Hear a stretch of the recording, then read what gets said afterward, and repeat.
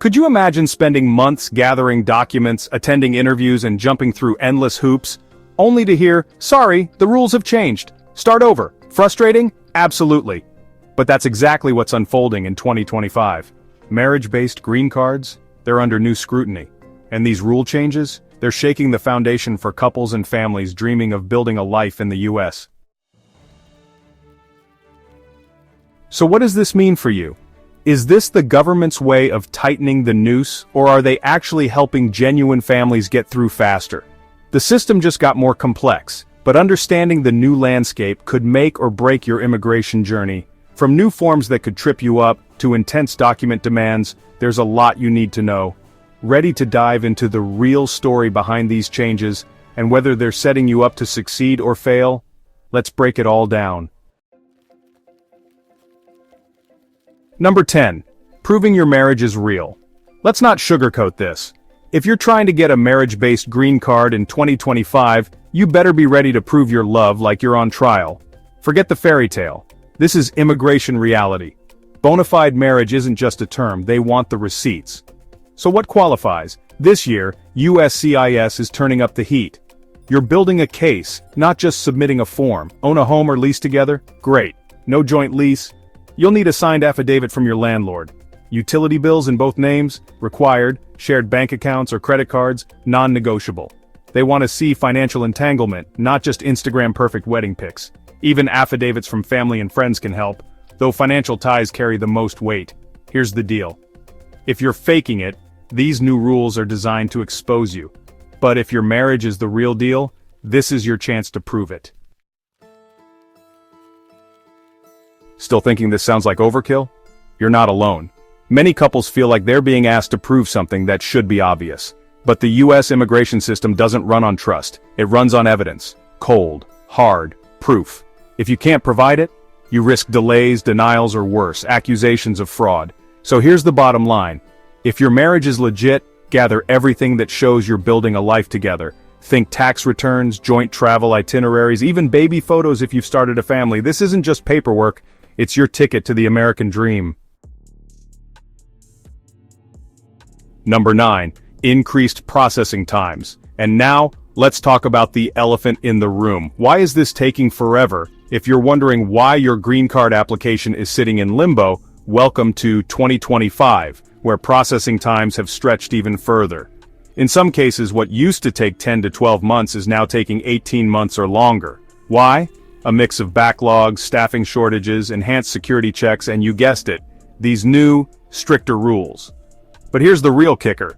Some say this is just bureaucracy being slow. Others believe it's a deliberate strategy, an attempt to discourage marriage-based immigration by wearing people down. So what do you think? Is it inefficiency or a subtle crackdown? Drop your thoughts in the comments, I read everyone. Number 8. Mandatory in-person interviews for most cases. Thought you could skip the interview because your paperwork was flawless? Think again. In 2025, USCIS is doubling down on mandatory in-person interviews, even for seemingly straightforward cases. They're digging deeper. Expect questions that feel invasive, uncomfortable, and oddly specific. What side of the bed does your spouse sleep on? How many times a week do you take out the trash? Yes, it gets that personal. Why? Because fraud detection is now a top priority. And while that might sound fair, critics argue it's becoming a witch hunt, targeting couples unfairly, especially immigrants from certain regions. Number 7. Stricter financial requirements. Think love is enough? Not in 2025. Now the US government wants to know, can you afford to be married to an immigrant? Sponsors now face stricter income thresholds to prove they won't rely on public assistance. Before, it was 125% of the federal poverty guidelines.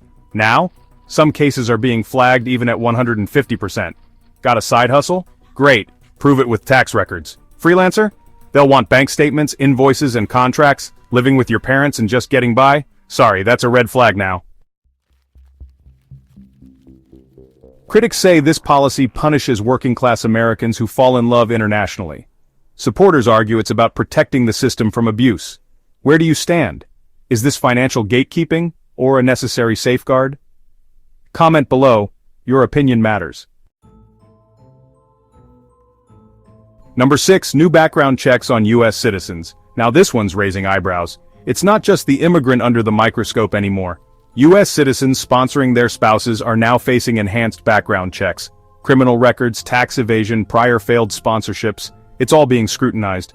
Some sponsors have even been denied due to past financial instability or domestic issues, and yes, this applies even if the issues were decades ago. Critics call this government overreach, others say, if you have nothing to hide, what's the problem? But let's be honest, should someone's past mistakes really stop their spouse from getting a green card? Is love supposed to be clean or real? Number 5, delayed work permits.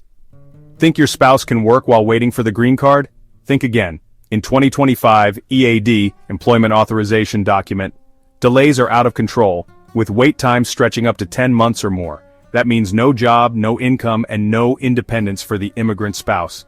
Imagine being educated, skilled, and ready to work, and being told to sit on the sidelines while bills pile up. It's putting financial strain on families, and pushing some to the brink. Is this just red tape? Or is it a tactic to pressure immigrants into silence and submission? You decide. Share your story if you're in this boat. We want to hear from you. Number 4, new penalties for fraud or mistakes. This one's really scary. If you mess up your application, even accidentally, you could be banned from reapplying for years. The 2025 rules are cracking down hard on typos, contradictory info, incomplete evidence, misunderstood forms.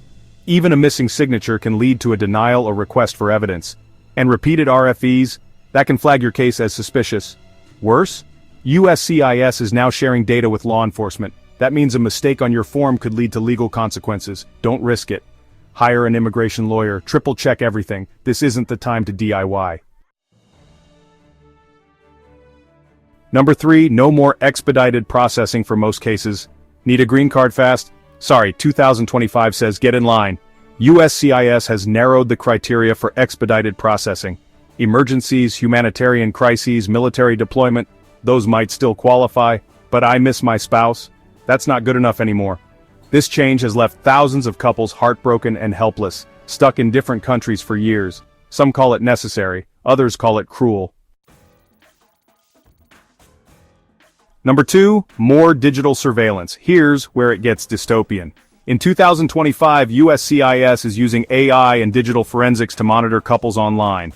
Your social media is fair game, inconsistent timelines, no couple photos, different relationship statuses, all red flags. Even your texts, emails, and Venmo transactions might be requested as evidence.